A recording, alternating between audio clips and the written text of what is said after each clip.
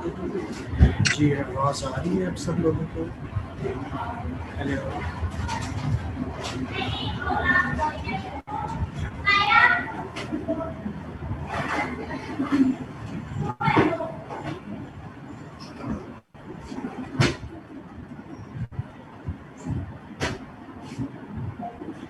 आवाज़ बेटा आ रही है आप लोगों को कि नहीं? हेलो।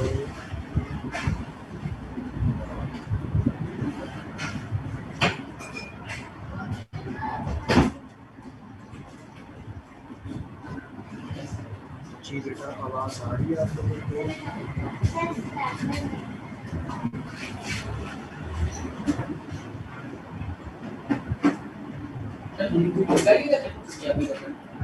बेटा आवाज़ आ रही है आप लोगों को कि नहीं अभी तक?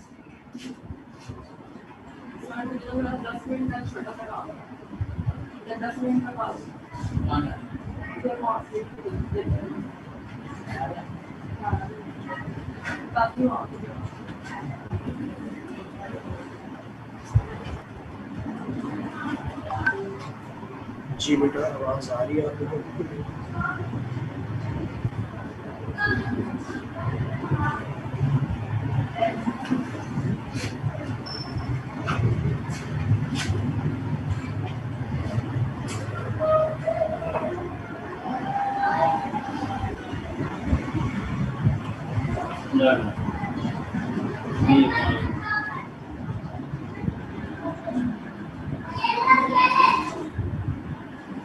मिसिज़ा काइंडली आप ये स्क्रीन शेयरिंग अलाउ करें। मिसिज़ा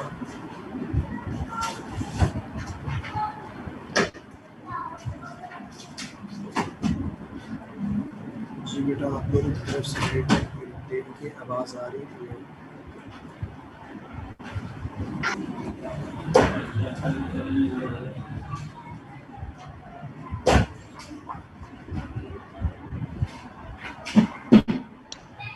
मिसिज़ा अगर आपको आवाज़ आ रही है तो स्क्रीन शेयरिंग अलाउ करें।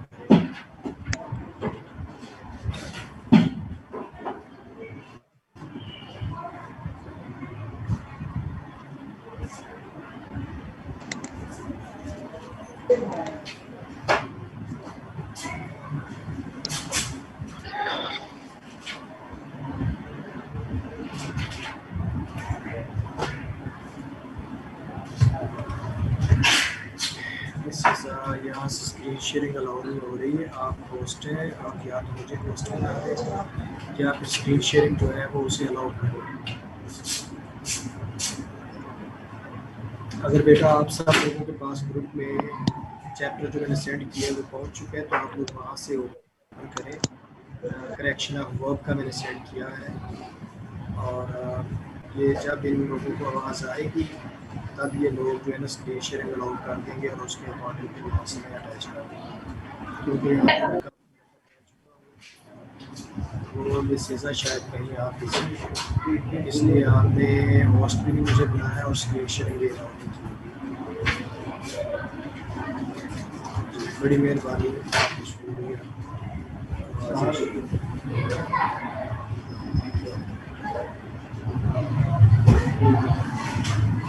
जी बेटा आप सब लोगों के पास ये ग्रुप में भी मैंने सेंड करवाया चैप्टर करेक्शन ऑफ वर्ब। ये राइटिंग ऑफ गुड इंग्लिश का एक चैप्टर हम इससे पहले कर रहे थे रमज़ान से पहले या ईद से पहले जब आप लोगों की क्लासेस हो रही थी तो उसमें एक टॉपिक हमने शुरू किया हुआ था how to write good English. उसी चैप्टर के अंदर पंक्चुएशन और करेक्शन ऑफ वर्ब का एक चैप्टर था। उसी चैप्टर का ये सेगमेंट है। अलग से मैंने ये चैप्टर जो है जो कि आप लोगों ने पहले किया भी हुआ है ये पिछले सेमेस्टर में, वही सेम चैप्टर है। इसमें डायरेक्ट हम जो है वो कंकड़ पे आएंगे। आप लोग ये इस चैप्टर को मज़ीद नीचे स्क्रॉल करें तो आप जहाँ पे ये टेंसेस खत्म होंगे वहाँ पर आपके पास ये सेगमेंट शुरू होगा the helping verb. Page number 17 पे आप लोग आए। The helping verbs and modal verbs which take first form of the main verb are as given below. ऐसे मॉडल वर्ब्स या हेल्पिंग वर्ब जिनके साथ हम हमेशा वर्ब की फर्स्ट फॉर्म यूज करते हैं, इन मॉडल वर्ब्स के साथ ये आपको नीचे एक लाइन में लिखे हुए नजर आ रहे हैं, can, could, may, might, will, shall, would, should, must, और डू, डज, डिड। इनके साथ हम हमेशा वर्ब की फर्स्ट फॉर्म यूज करते हैं। जैसे ये आपको सेंटेंस नजर आ रहा है, you can went there with him, तो इसकी बजाय आप लिखेंगे you can go there with him, कि हम इनके साथ हमेशा वर्ब की फर्स्ट फॉर्म यूज करते हैं। सेंटेंस नंबर 2 आप देखें, I might play there with them, तो माइट प्ले की बजाय फर्स्ट फॉर्म आएगी might play. Number 3 sentence, you should done the work, यहाँ पर शुड के साथ थर्ड फॉर्म लगाई गई है, जबकि इन मॉडल वर्ब्स, तमाम मॉडल वर्ब्स के साथ हम हमेशा वर्ब की फर्स्ट फॉर्म यूज करते हैं। तो ये you should do the work होगा।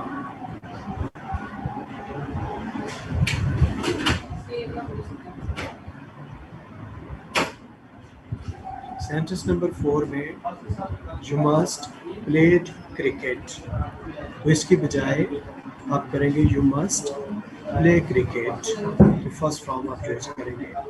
नंबर 5 में they will did the work, तो दे विल डिड की बजाय they will do the work. मतलब बताने का कि मॉडल वर्ब्स के साथ आप हमेशा वर्ब की फर्स्ट फॉर्म लगाते हैं। इन्हीं मॉडल वर्ब्स के साथ अगर आपने परफेक्ट टेंस बनाना हो तो आप हैव लगाएंगे, फिर आप थर्ड फॉर्म ऑफ वर्ब लगाएंगे, तो परफेक्ट टेंस बनेगा इन मॉडल वर्ब्स के साथ। जैसे कि ये नीचे आपको एग्जांपल नजर आ रही है, ही मस्ट हैव गो की बजाय फिर हम लिखेंगे ही मस्ट हैव गॉन। इन तमाम मॉडल वर्ब्स के साथ ये ऊपर 5 सेंटेंस आपने देखे, इनके साथ हम हमेशा वर्ब की फर्स्ट फॉर्म यूज करते हैं। लेकिन जब आपने इन मॉडल वर्ब्स के साथ परफेक्ट टेंस बनाना हो तो फिर आपने हैव लगा के थर्ड फॉर्म लगानी है। जैसे you must have go to Lahore for better education, इसकी बजाय हम लिखेंगे you must have gone to Lahore for better education. लफ्ज़ टू और लेट के साथ हम हमेशा वर्ब की फर्स्ट फॉर्म यूज़ करते हैं। जैसे लेट हिम प्लेड की बजाय लेट हिम प्ले लिखेंगे। He has to watch the clock compulsorily, तो इसकी बजाय आप लिखेंगे he has to buy the clock compulsorily. लफ्ज़ टू और लेट के साथ हम हमेशा वर्ब की फर्स्ट फॉर्म लगाते हैं, लेकिन 4 फ्रेज ऐसे हैं जिनके साथ हम फर्स्ट फॉर्म की बजाय आईएनजी फॉर्म यूज करते हैं।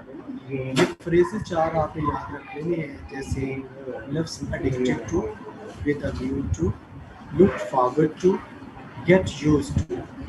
इन चारों फ्रेजेस के साथ टू आने के बावजूद हम आईएनजी फॉर्म इस्तेमाल करते हैं। जैसे he is looking forward to see me की बजाय he is looking forward to seeing me. I went there with a view to see them की बजाय with a view to seeing them. They are addicted to smoke की बजाय they are addicted to smoking. इसी तरह we got used to drink milk की बजाय we got used to drinking milk. ये सिर्फ 4 फ्रेज हैं कि इनके साथ टू होने के बावजूद हम वर्ब की फर्स्ट फॉर्म की बजाय आईएनजी फॉर्म यूज़ करते हैं। अदरवाइज जहाँ पर भी टू आएगा वहाँ पर वर्ब की फर्स्ट फॉर्म इस्तेमाल होती है। ये नेक्स्ट रूल देखें कि अगर सेंटेंस के पहले हिस्से में पास्ट हो तो अगले हिस्से में हम प्रेजेंट इस्तेमाल नहीं करते। जैसे आपको सेंटेंस नंबर 1 नज़र आ रहा है, he said that he is a good boy, तो आप इसकी जगह लिखेंगे he said that he was a good boy। I said that I will be late, तो इसकी बजाय आप लिखेंगे I said that I would be late।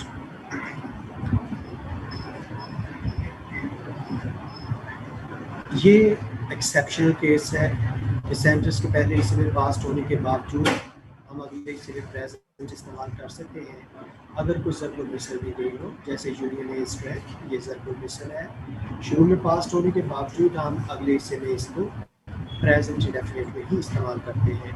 He said that union was strength की बजाय union is strength. Number 2, he said that God was one की बजाय God is action करने के लिए होता है। सर एक प्रोवर्ब की भी एग्जांपल दे देना, उधर ऊपर लिखा हुआ था प्रोवर्ब और यूनिवर्सल सेंटेंस के साथ। यूनियन इज स्ट्रेंथ बेटा ये प्रोवर्ब है, और गॉड इज वन ये आपका एक यूनिवर्सल ट्रूथ है अकॉर्डिंग टू रिलीजन इस्लाम। ये प्रोवर्ब नहीं है गॉड इज वन, ये यूनिवर्सल एक ट्रूथ है। यूनियन इज स्ट्रेंथ ये प्रोवर्ब। सर जी आपकी आवाज नहीं आ रही सही तरीके से हमें।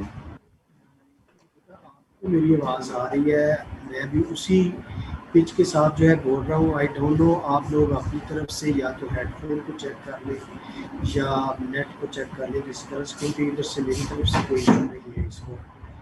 मुझे आप लोगों की आवाज़ बिल्कुल क्लियर आई है, आप लोग बोल रहे हैं तो नहीं सर आपकी आवाज ना हल्की आ रही है लेकिन बहुत कम आ रही थी। समझ जी नहीं सर आ आपकी आवाज़ हल्की आ रही है। अगर मैं बोलता तो उसी अंदाज से जैसे मैं पहले बोलता। आप लोग अपनी तरफ से ज़रा हेडफोन चेक कर लें या अपना वॉल्यूम जो सिस्टम है उसको इंक्रीज करके देख लें, फुल कर लें। He said that union was strength। इसको जब हम यूनियन स्ट्रेंथ करते हैं ये प्रोवर्ब है।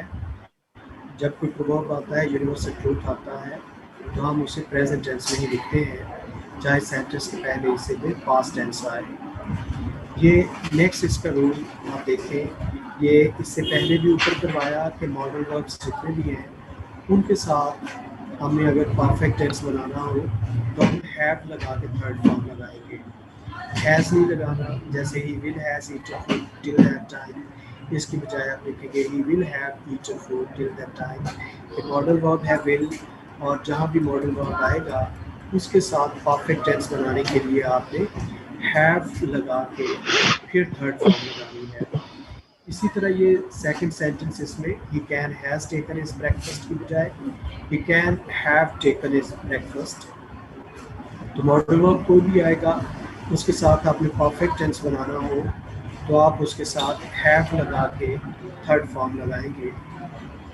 ये कंडीशनल सेंटेंसेस की तरफ हम आते हैं, हमने पहले भी किए फर्स्ट सेमेस्टर में भी, अच्छी तरह से आप इसको सुन लें। कंडीशनल सेंटेंसेस में हमारे पास 3 टाइप्स आ जाती हैं। फर्स्ट टाइप में हमारे पास प्रेजेंट इंडेफिनिट आ सकता है, फ्यूचर इंडेफिनिट आ सकता है। इन 2 किस्म के सेंटेंसेस को डील करने का तरीक़ेकार याद रखना है। ये ऊपर इंग्लिश में यही कुछ लिखा हुआ है कि अगर इफ़ वाले हिस्से में, इसे हम इफ़ क्लॉज भी कहते हैं, कंडीशन वाला हिस्सा भी कहते हैं, अगर कंडीशन वाले हिस्से में आपके पास फ्यूचर टेंस बनाना मकसूद हो या प्रेजेंट टेंस बनाना मकसूद हो, आपने हमेशा पहले हिस्से में प्रेजेंट इंडेफिनिट ही लिखना है। आपने फ्यूचर बनाना है तो वो अगले हिस्से में बनेगा। पहले हिस्से में इफ़ के साथ आप विल शैल वुड इस्तेमाल नहीं करेंगे, इसकी बजाय आप प्रेजेंट इंडेफिनिट टेंस इस्तेमाल करेंगे। जैसे if you will go to college की बजाय if you goes to college he will bring books for you. Second type of conditional sentences में आप पहले हिस्से में पास्ट इंडेफिनिट लिखते हो, पहले हिस्से में पास्ट इंडेफिनिट, दूसरे हिस्से में या तो वुड के साथ फर्स्ट फॉर्म आएगी या शुड के साथ फर्स्ट फॉर्म आएगी।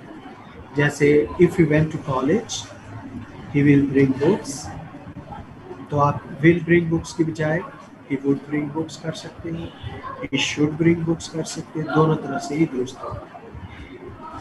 पहले हिस्से में पास्ट इंडेफिनिट आएगा second type of conditional sentences में, और दूसरे हिस्से में वुड के साथ फर्स्ट फॉर्म या शुड के साथ फर्स्ट फॉर्म इस्तेमाल करेंगे। Third type of conditional sentences में पहले हिस्से में हैड के साथ थर्ड फॉर्म हम इस्तेमाल करते हैं, और दूसरे हिस्से में वुड हैव के साथ थर्ड फॉर्म इस्तेमाल करते हैं। जैसे आपको एग्जांपल नज़र आ रही है, if you had gone to college he would bring books for you की बजाय आप लिखेंगे he would have brought books for you. हम पहले हिस्से में हैड के साथ थर्ड फॉर्म और दूसरे हिस्से में वुड हैव के साथ थर्ड फॉर्म इस्तेमाल करते हैं। नेक्स्ट जो रूल है ये भी एक तरह के कंडीशनल सेंटेंसेस का रूल है, लेकिन इसमें इफ़ का इस्तेमाल नहीं होता, इसमें अनटिल और अनलेस का इस्तेमाल होता है। और अनटिल और अनलेस के इस्तेमाल करने के साथ भी आप अगले हिस्से में तो कुछ भी टेंस इस्तेमाल कर सकते हैं, लेकिन अनटिल और अनलेस वाले हिस्से में आप नॉट भी नहीं लगाएंगे, विल, शैल, वुड भी नहीं लगाएंगे। जैसे आपको फर्स्ट एग्जांपल नज़र आ रही, unless you don't pay the fine, जब तक तो तुम जुर्माना अदा नहीं करते, तो दोबारा नॉट लिखने की बजाय, क्योंकि लफ्ज़ अन का मतलब नॉट होता है, इसी को हम कंसिडर करेंगे नॉट के मीनिंग में। अनलेस यू पे द फाइन, इसमें ही नॉट आ जाता है। अगले हिस्से में आप नॉट का मेंशन जरूर करते हैं। You can't visit for the examination, sit for the examination. Unless you pay the fine, you can't sit for the examination. Example number 2 में भी यही मिस्टेक है। Until you will not come, यहाँ पर will भी लगा दिया गया, not भी लगा दिया गया। आप इन दोनों अल्फाज को खत्म करेंगे। Until you come, I shall not go, जब तक कि तुम नहीं आओगे मैं नहीं जाऊँगा।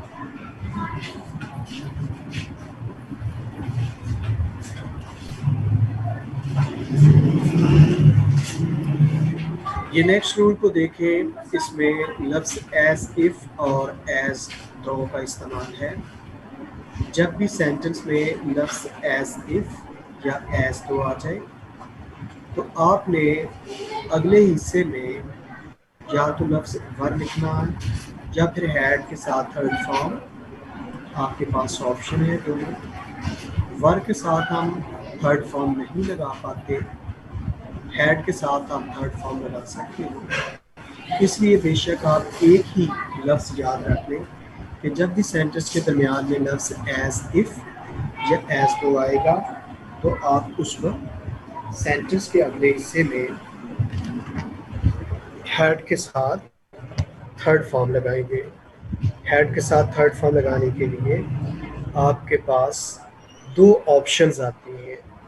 अगर पोजीशन बेस्ड वर्ब होगा तो हैड के साथ लफ्ज़ बीन आ जाएगा। अगर एक्शन बेस्ड वर्ब होगा तो आप उसकी थर्ड फॉर्म लिखेंगे। जैसे it seems as if he was happy, आपके पास ऑप्शन है as if he were happy या he had been happy. Number 2 में it seems as if he ate stale food, तो यहाँ पर आपके पास एक्शन बेस्ड वर्ब है, आप हैड ईटन लगाएंगे।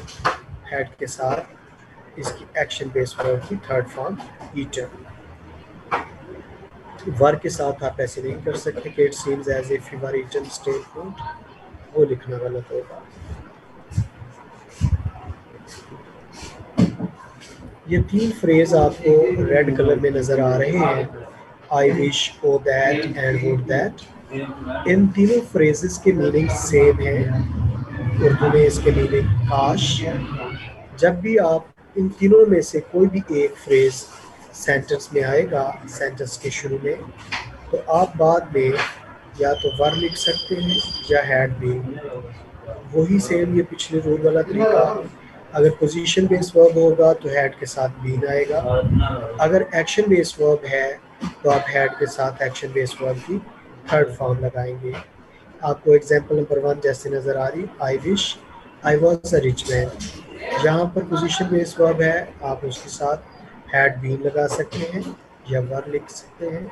आई wish I were a rich man या I wish I had been a rich man. Number 2 में O that I ate good food, तो इसके बजाय आप लिख सकते हैं O that I had eaten good food. Main जो हमारा करने का मकसद था यही था कि आप सब्जेक्ट के अकॉर्डिंग उसका वर्ब लगाते हो, और जैसे ग्रामर का रूल आपको कहता है उसी के अकॉर्डिंग आपने जो है उसका करेक्ट यूज़ करना होता है। टॉपिक आपका वही मेन चल रहा है, writing, how to write good English. उसमें ये 2 चीज़ें थी कि आप ग्रामर का करेक्ट इस्तेमाल करें और पंक्चुएशन का करेक्ट इस्तेमाल करें। उस टॉपिक को दोबारा यहाँ पर नेक्स्ट जैसे ये मीटिंग शुरू होगी उसमें वो कंप्लीट करके दोबारा उसको मैं आपके माइंड में रिवाइज करवा दूँगा। नहीं तो पंक्चुएशन जो है उसको हम वहाँ से करेंगे। ये सारी चीज़ें उसी में एडेड हैं, उसमें आप रिवाइज भी कर सकते हैं। और ये अलग से चैप्टर भेजने का मकसद यही था ताकि आपको अजीब ना लगे अच्छा ये कोई नई चीज़ आई है, ये वही चैप्टर है जो आपने फर्स्ट सेमेस्टर में किया हुआ था। पंक्चुएशन भी हमने फर्स्ट सेमेस्टर में किया था। तो ये सारे का सारा वही है, टॉपिक का बस उन्होंने नाम चेंज किया है, how to write good English. तो उसमें ग्रामर और पंक्चुएशन दोनों चीज़ें।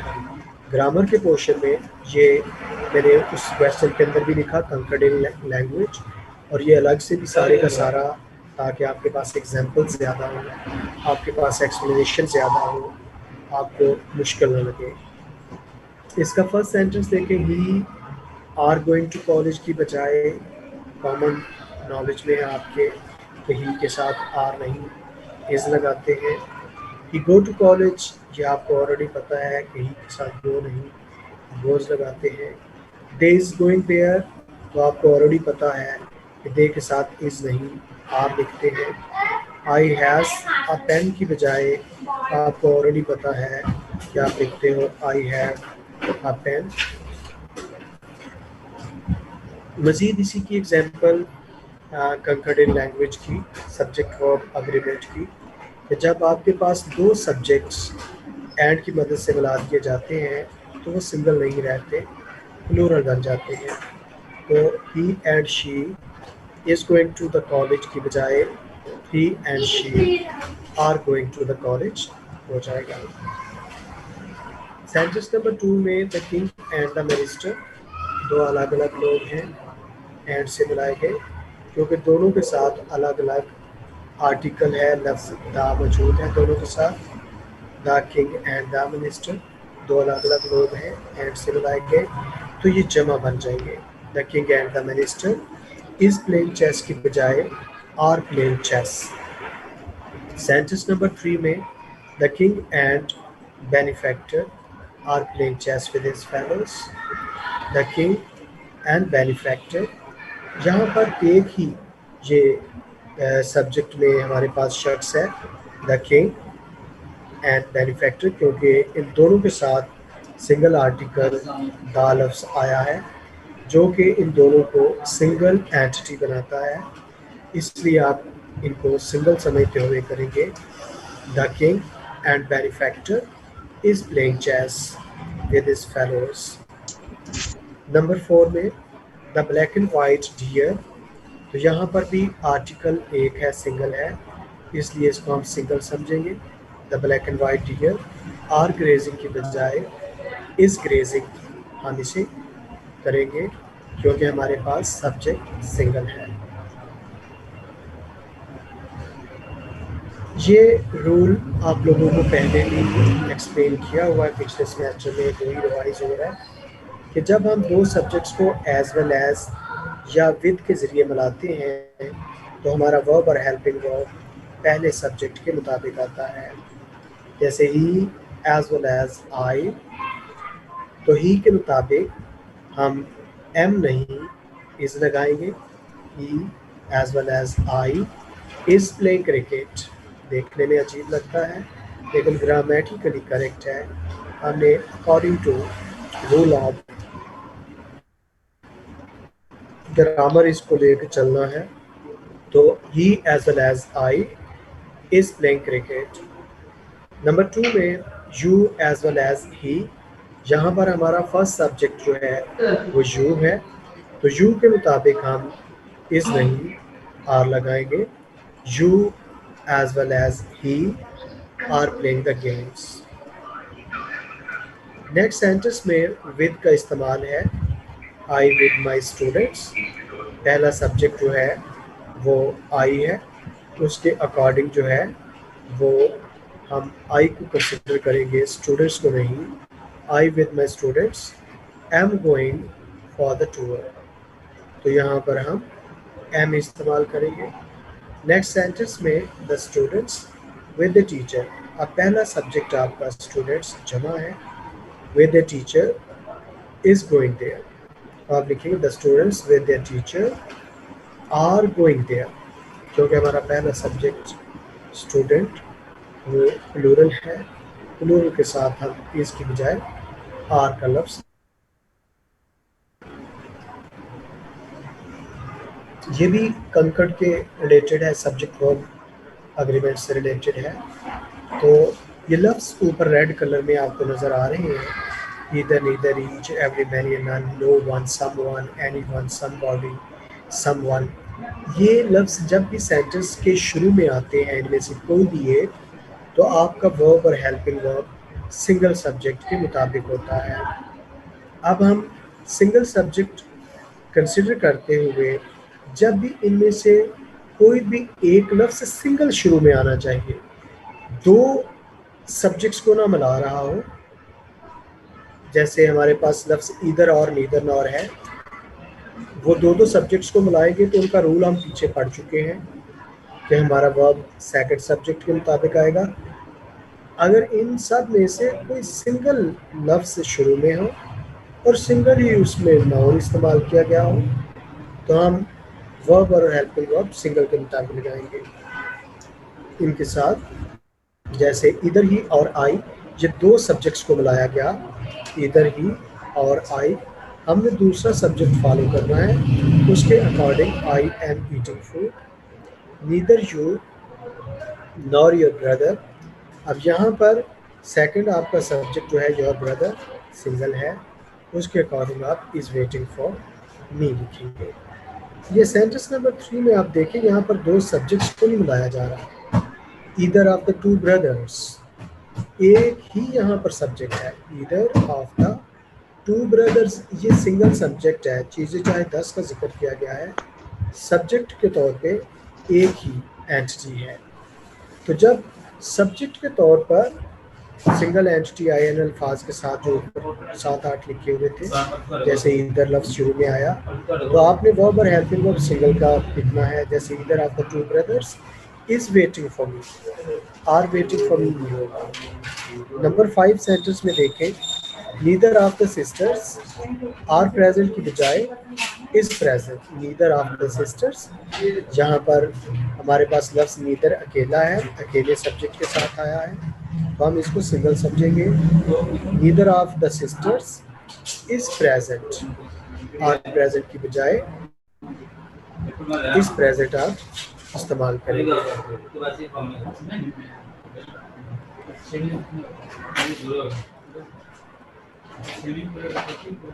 ये भी आपने पॉइंट याद रखना है, लफ्ज ईदर हम दो लोगों के साथ इस्तेमाल कर सकते हैं, दो से ज़्यादा हो जाए तो हम लफ्ज एवरी यूज़ कर सकते हैं, एनी यूज़ कर सकते हैं, जैसे either of the two brothers are present, either of the two brothers. हमारा ये सेंटेंस ब्लैक कलर में है, ये रेड कलर में सिर्फ एक्सप्लेनेशन लिखी हुई है। अगर दो से ज़्यादा लोग होते हैं तो हम लिखेंगे every one of the three brothers. अगर इधर लिखना है तो होना चाहिए either of the two brothers. ये 2 और 3 जो है इसको आपने मद्देनज़र रखना है कि अगर आपने 3 रखना है तो आप लिखें any one of the three brothers या every one of the three brothers, या अगर आपने इधर के अकॉर्डिंग दुरुस्त करना है तो फिर 3 को 2 में कर दें, लेकिन चूँकि 3 उन्होंने लिखा हुआ है तो हम उसको करेक्ट करने की बजाय हम अपना प्रोनाउन चेंज करेंगे कि इसके साथ प्रोनाउन कौन सा आना चाहिए, तो हम लिखेंगे any one of the three brothers is present. लफ्ज any it is use for more than 2 person, ये ऊपर भी मैं बता चुका, ये वही चीज़ यहाँ पर any it is use for more than 2 person. Sentence में लफ्ज 2 मौजूद है इसलिए हम यहाँ पर ईदर लिखेंगे, either of the two brothers are present की बजाय इज प्रेजेंट लिखेंगे। नेक्स्ट सेंटेंस लफ्ज मैनी आ, जब लफ्ज मैनी आ आता है तो हम उसके अकॉर्डिंग जो है सिंगल नाउन सिंगल वर्ब जो है वो इस्तेमाल करते हैं। मैन या मैन इज प्रेजेंट। जबकि इसी के अपोजिट लफ्ज़ मौजूद है a great many. A great many जब आता है तो हमारा नाउन भी जमा वाला और वर्ब भी जमा वाला होता है। A great many man is present की बजाय are present. each one of them were happy की बजाय was happy। none of us like the idea single समेटे हुए likes लफ्ज़ जो है उसे हम यूज़ करेंगे। none of us likes the idea। either of the two boys have read his lesson। हम लिखेंगे either of the two boys has read his lesson। Number 4 में he goes to school on foot वो की बजाय। Number 5 में Sajid and Rehan feel happy today दो लोग हैं एंड से मिला दिए गए। Neither food nor water neither nor से मिलाया गया जो करीब तरीन हमारा सब्जेक्ट है उसके अकॉर्डिंग वर्ब आएगा neither food nor water. Water single है तो आप वाज फाउंड लिखेंगे। नंबर 7 सेंटेंस में a white and black dog is lying on the floor तो आप are lying on the floor के बजाय is lying on the floor करेंगे। Tigers live upon their prey tigers live as नहीं लगेगा upon their pray. इधर काशिफ और Akbar second subject के मुताबिक अकबर सिंगल आया है तो आप हैव की बजाय हैज़ लिखेंगे। इधर काशिफ और Akbar has connected the blender. Number 10 में neither he nor I am living second subject I के मुताबिक आपका verb am I। In news single है तो सिंगल के साथ आप नाउन के साथ वर्ब के साथ एस या एस लगाते हैं तो आप लिखेंगे इन न्यूज़ रन्स अ पेस।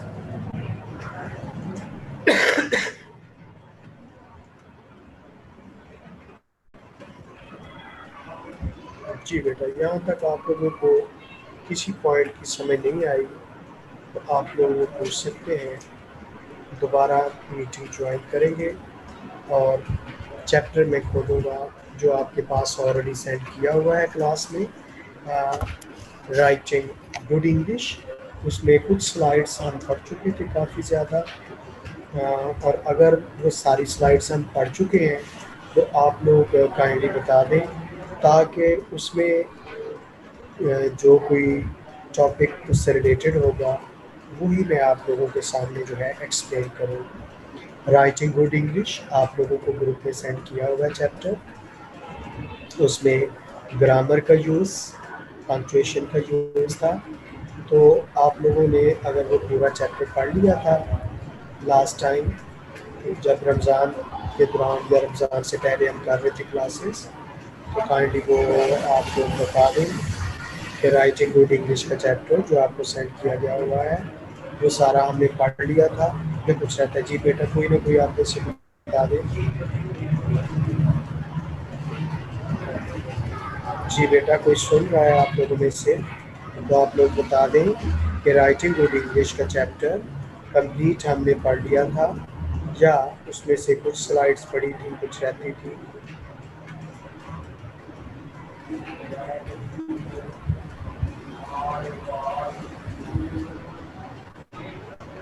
जी बेटा आप लोगों में से किसी की आवाज़ नहीं आ रही मुझे। जी फैज़ान बेटा आप मैसेज करके कह रहे हैं जी बेटा बोले।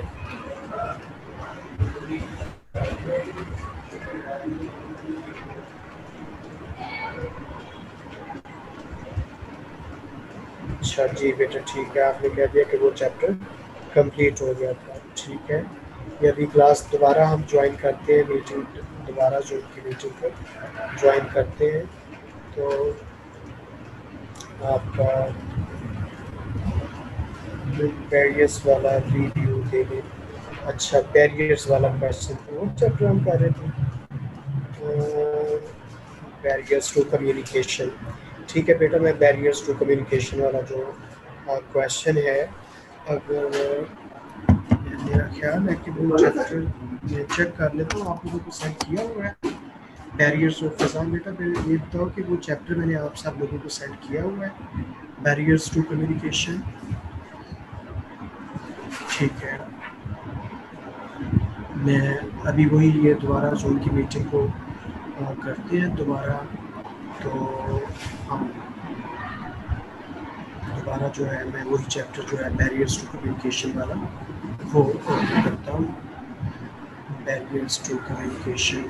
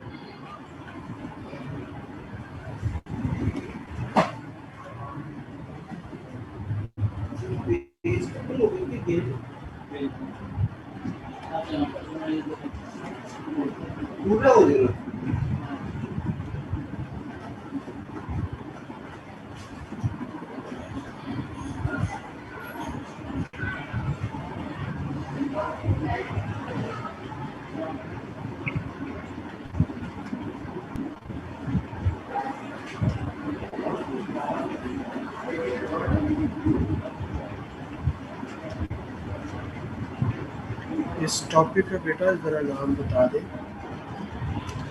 बैरियर्स टू कम्युनिकेशन के ऊपर चैप्टर का नाम कुछ और लिखा था मैंने,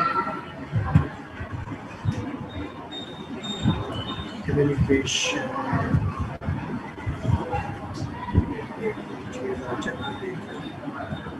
चैप्टर था से रिलेटेड।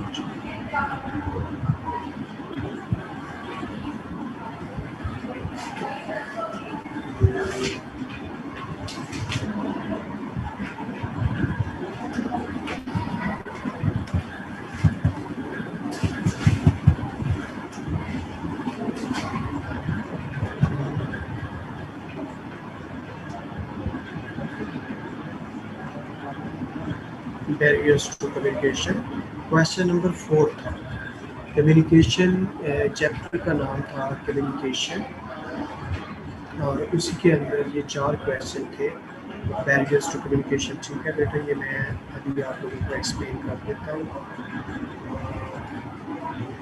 ये मीटिंग जो है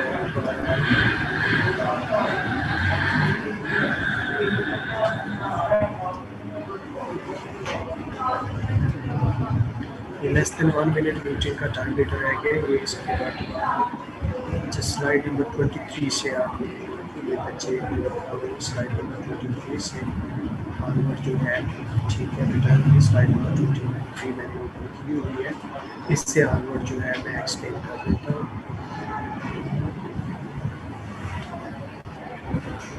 तो दोबारा मीटिंग को ज्वाइन करते हैं।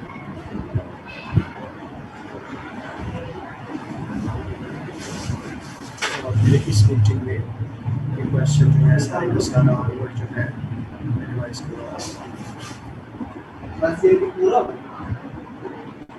मेरा बेटा मुझे नहीं समझ आ रही कि यहाँ से म्यूट भी नहीं है।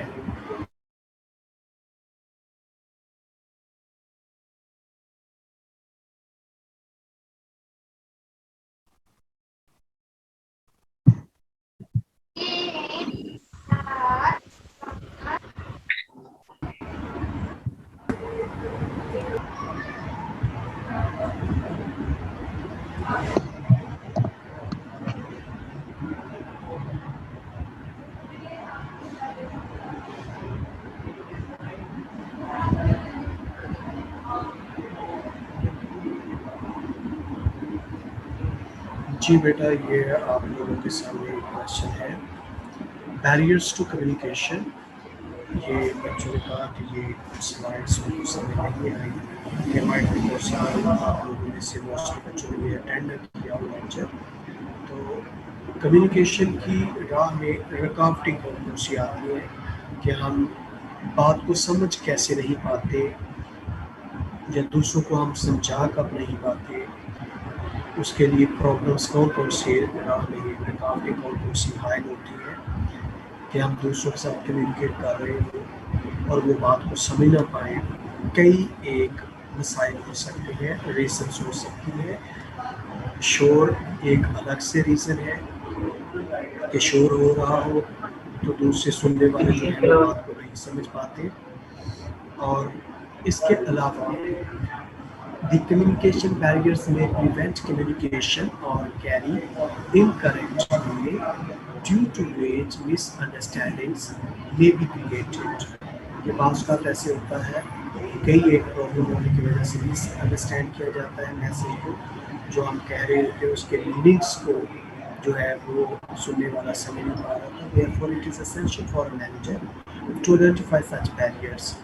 इसलिए ऐसी रुकावटें, ऐसे बैरियर्स को फाइंड आउट करना एक मैनेजर, एक सुपरवाइज़र, एक डायरेक्टर, एक हमारे सीनियर के लिए ज़रूरी होता है ताकि जो रुकावटें हैं उनको खत्म किया जा सके।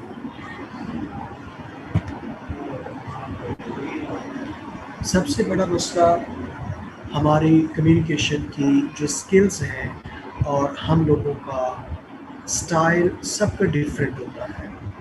अगर सुनने वालों का और बोलने वालों का कम्युनिकेशन स्किल्स और उनके स्टाइल में डिफरेंस हो तो यकीनी तौर पर वहाँ पर कम्युनिकेशन अपने मीनिंग खो जाती है। बोलने वाले का मीडियम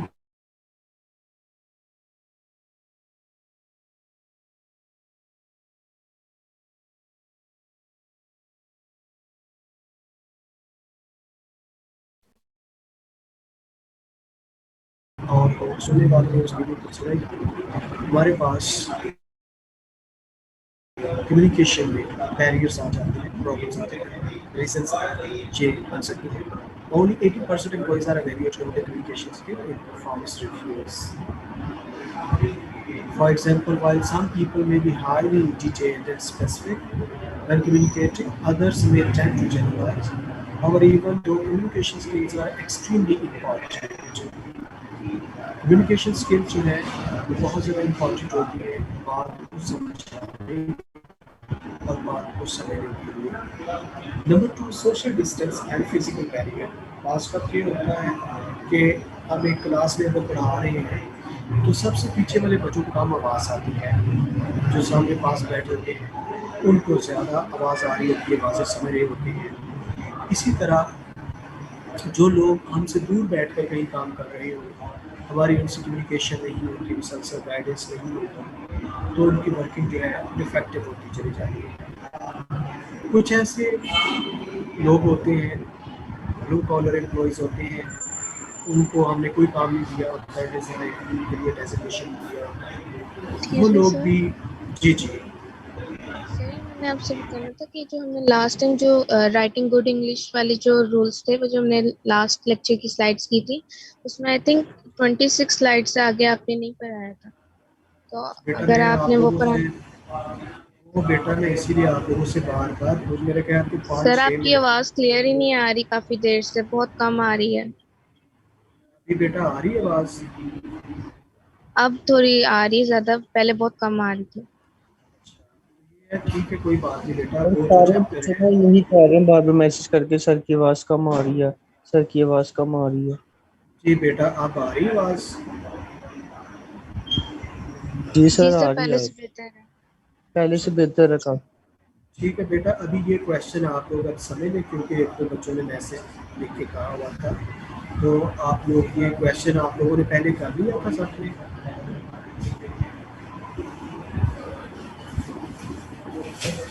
जी बेटा, आप लोगों ने ये क्वेश्चन सब लोगों को पहले क्लियर है। ये सर, ये क्लियर है।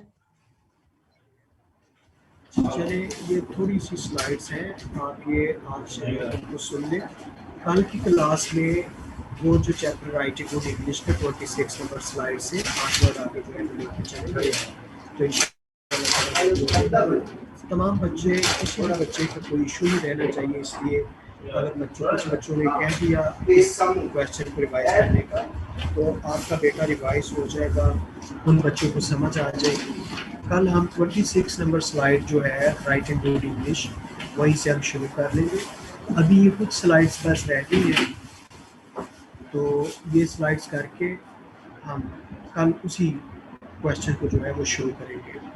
अभी ये बेटा आपके क्वेश्चन ज़रा आप लोग भी समझ लें, और जिन बच्चों ने रिक्वेस्ट की है उन लोगों को क्लियर हो जाएगा। Social distance and physical barriers, हमारा जब दूसरे लोगों से डिस्टेंस ज़्यादा हो जाता है तो हमारी कम्युनिकेशन इम्पॉर्टेंस होती चली जाती है, या जब हम मुसलसल कम्युनिकेट नहीं करते दूसरों से तो भी हमारी वर्किंग इफेक्टिव होती है, और जिन लोगों को हमने काम कहना होता है वो काम जो है वो मुकम्मल तौर पर ट्रू स्पिरिट्स में नहीं कर पाते। इसलिए हमारा सोशल डिस्टेंस कम से कम होना चाहिए, ताकि हम लोग जो है वो काम अच्छी तरह से हम ले सकें काम को। तो सोशल डिस्टेंस और फिजिकल बैरियर्स अपनी जगह एक बहुत बुरी रुकावट है कम्युनिकेट ना मुनासिब तौर पर हो पाने। Such barriers can go a long way in causing damage to an organization।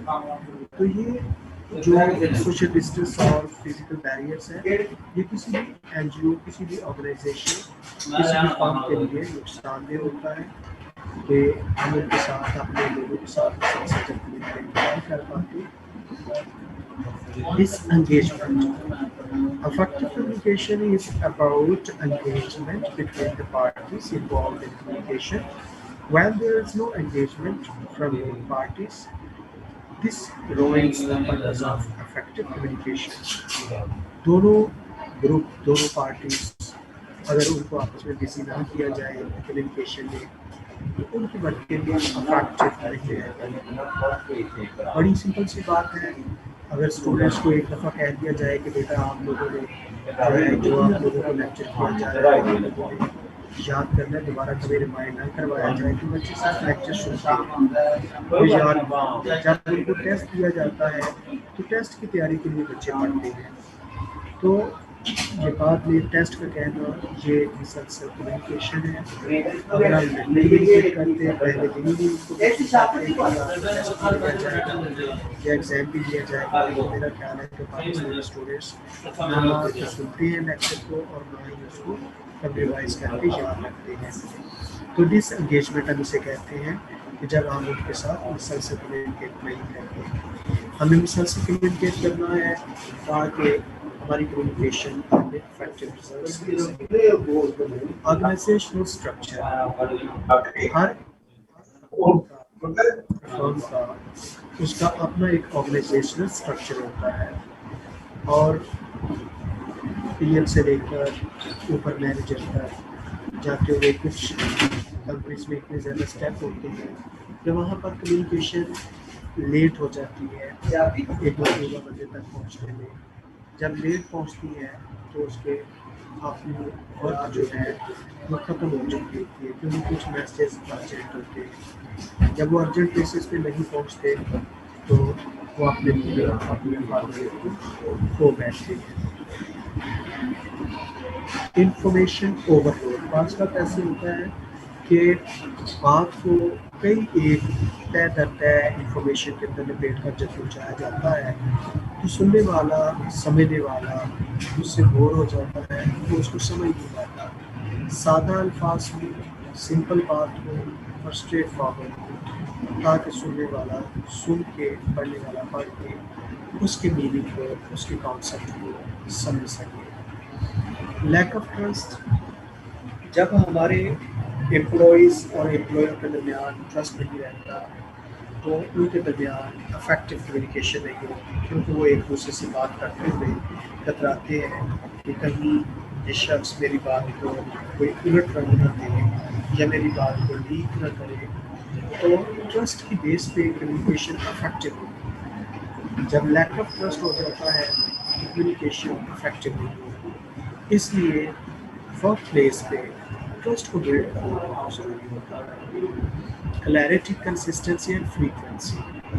हमारी कम्युनिकेशन को क्लियर होनी चाहिए, उसमें इबहाम नहीं होना चाहिए, गैर वाज़ेह नहीं होनी चाहिए, और वो कंसिस्टेंट हो।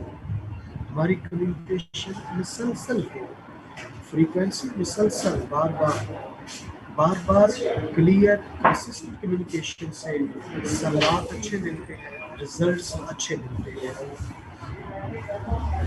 Listening. Communication should always be two-way street. Moreover, listening is also much more important than speaking. सुनने से बहुत से प्रॉब्लम सॉल्व हो जाते हैं। अगर एक मैनेजर एक अच्छा लिसनर है तो उसके एम्प्लॉयज़ उसको सारी बातें बगैर पूछे हुए कन्वे कर देते हैं और वो आराम से बैठकर उन तमाम मसाइल का सलूशन जो है वो ढूंढ लेता है। अगर उसने तमाम एम्प्लॉयज़ को बनाया हुआ हो और वो उसके पास आकर बात ही ना कर सके तो बहुत से मसाइल जो है वो करीब होते चले जाते हैं। रॉन्ग कम्युनिकेशन चैनल, कम्युनिकेशन का चैनल सूटेबल अपनाना भी बहुत ज़रूरी होता है कि हमारे पास अगर आप मीडिया का चैनल यूज़ करते हैं, केबल का कोई चैनल यूज़ करते हैं तो दूर दराज इलाकों में जहाँ केबल नहीं वो लोग जो है उसको कर सकेंगे, समझ नहीं सकेंगे। इसलिए कम्युनिकेशन का एक प्रॉपर सूटेबल मुनासिब चैनल जो है वो अडॉप्ट करना चाहिए। Demographic and cultural differences. Demographic में आ जाती है दूसरे लोगों की एज, उनका जेंडर, उनकी सेंस ऑफ ह्यूमर, उनका कल्चर, उनका रिलीजन, ये सारी चीज़ें हम देख कर कम्युनिकेट करते हैं कि हमारे सामने बैठने वाले लोग जिनसे हम कम्युनिकेट करने जा रहे हैं वो किस उम्र के हैं, किस जेंडर के हैं, किस मजहब के हैं, किस कल्चर के हैं, उनका मीडियम ऑफ स्टडी क्या है, वो लैंग्वेज कौन सा समझते हैं। ये सारी चीज़ें हम मद्देनज़र रख के तो हमारी कम्युनिकेशन इफेक्टिव है। Wrong communication technology. Communication technology can make or break any organization's communication strategy. In the sea of available technology, employers need to be able to find and implement a solution that best fit their organizational needs and goals. Luckily, modern internal communication solutions are made to tackle the biggest communication gap. हमारे पास जो wrong communication technology है वो हमारी communication को effective कर देती है। हमें अपने ऑडियंस को मद्देनज़र रख के उनकी फैसिलिटी के मुताबिक, उनकी कन्वीनियंस के मुताबिक एक चैनल, एक वे को हमें अडॉप्ट करना होता है, चूज़ करना होता है। Lack of personalisation. Lack of personalization is one of the biggest reasons why disengagement happens. When receiver get information that is not relevant to their nature of work or messages that are of no interest to them, they are much more likely to ignore future communication coming their way.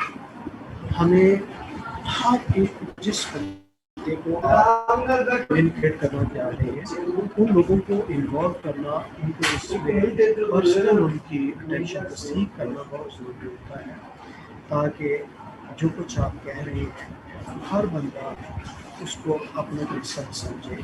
जब आप लोगों को ignore करके message को ignore करेंगे तो वो कहेंगे कि ये हमसे रिलेटेड नहीं। फ्यूचर में वो उस चीज़ को, इस तरह के मैसेज को सुनने से ग्रेस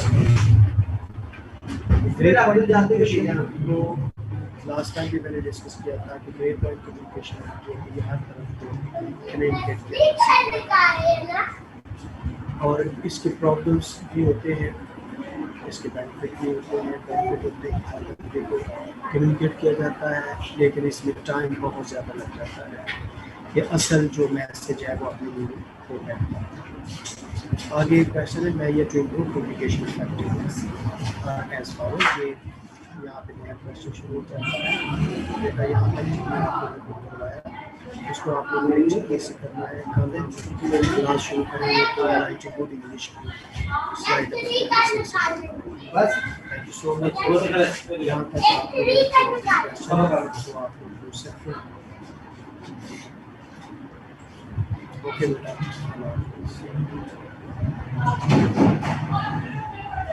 class